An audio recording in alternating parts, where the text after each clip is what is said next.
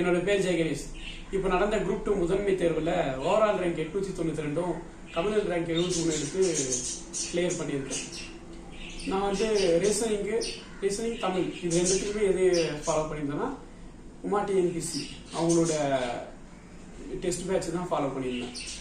அது வந்து எனக்கு ரீசனிங் வந்து ரொம்ப யூஸ்ஃபுல்லாக இருந்தது. ஏன்னா 27 டாபிக்னும் போது நம்ம ரீசனிங் வந்து தனியாக இருக்கும் கிளாஸ் போயிட்டு நிறைய ப்ராக்டிஸ் பண்ணணுன்ற ஒரு இது வந்து.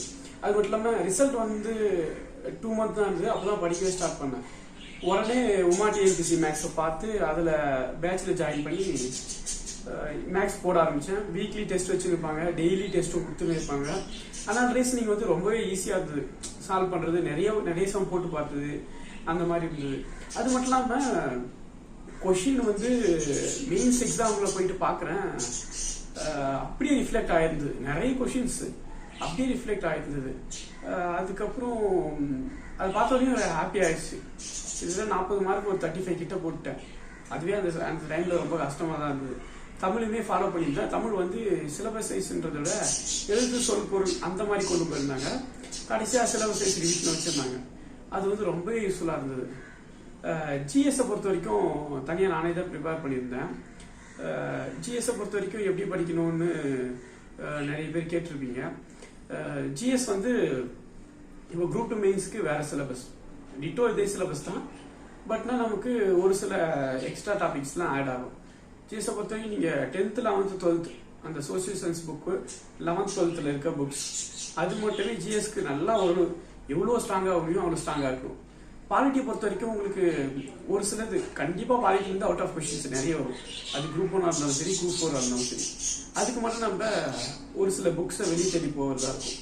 நான் வந்து பாசிவா புக் அந்த புக்கு நல்லா இருந்து அதை யூஸ் பண்ணிட்டு இருந்தேன்.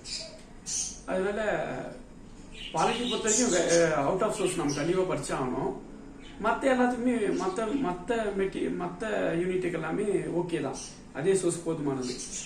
அதுக்கப்புறம் யூனிட் 8ல யூனிட் 6 மாற்றிட்டாங்க, யூனிட் 6ஆக மாற்றிட்டாங்க. அந்த யூனிட் 6ல நீங்கள் ரெகனைசன் புக் கொஞ்சம் லைட்டாக பார்த்துக்கலாம். தமிழ்நாடு ரிலேட்டடான டாபிக்ஸ்க்கு அது கொஞ்சம் கண்டிப்பாக வெளியே பார்க்க வேண்டியது. மற்றபடி எல்லாமே ஸ்கூல் புக்கு நல்லா தரவாக இருந்தாலே கண்டிப்பாக நல்ல ஜிஎஸ்ல ஒரு நல்ல ஸ்கோர் பண்ணலாம். குரூப் 4 இருந்தாலும் சரி, குரூப் 2 இருந்தாலும் சரி, ஜிஎஸ்ல நல்லா ஸ்கோர் பண்ணுறதுக்கு கண்டிப்பாக ஸ்கூல் புக் மஸ்ட். அதை கம்ப்ளீட் பண்ணிடணும். எப்படி கேட்டாலும் நான் சொல்லுன்ற மாதிரி இருக்கணும். சிலபஸ் தெளிவாக இருக்கணும். இதெல்லாம் இருந்தால் ஜிஎஸ் கரெக்டாக இருக்கும். நான் ஜிஎஸ் வந்து குரூப் 2 மெயின்ஸ்க்கு சிலபஸ் வைஸ் மட்டும் தான் படித்தேன். சிலபஸ்ல என்ன இருக்கும் அந்த வார்த்தைப்படி அப்படியே எடுத்து தான் படித்தேன். அந்த மாதிரி தான் இருந்தது. தமிழ் ப்ளஸ் மேக்ஸ் ரீசனிங் வந்து இவங்களோட இது ரொம்ப யூஸ்ஃபுல்லாக இருந்தது. இந்த நேரத்தில் உமாராணி மேமுக்கும் சாருக்கும் ரொம்ப தேங்க்ஸ் பண்ணிக்கிறேன். ஏன்னா ரீசனிங் வந்து இவ்வளோ போடவும் நான் எதிர்பார்க்கவே இல்லை. 151 கொஷின்ஸ் போட்டிருந்தேன். மொத்தம் 200 கொஷின்ஸ்க்கு தமிழ் மீடியத்தில் எழுதி போட்டிருந்தேன். தமிழ் வந்து ரொம்பவே டஃப்பாக கேட்டிருந்தாங்க.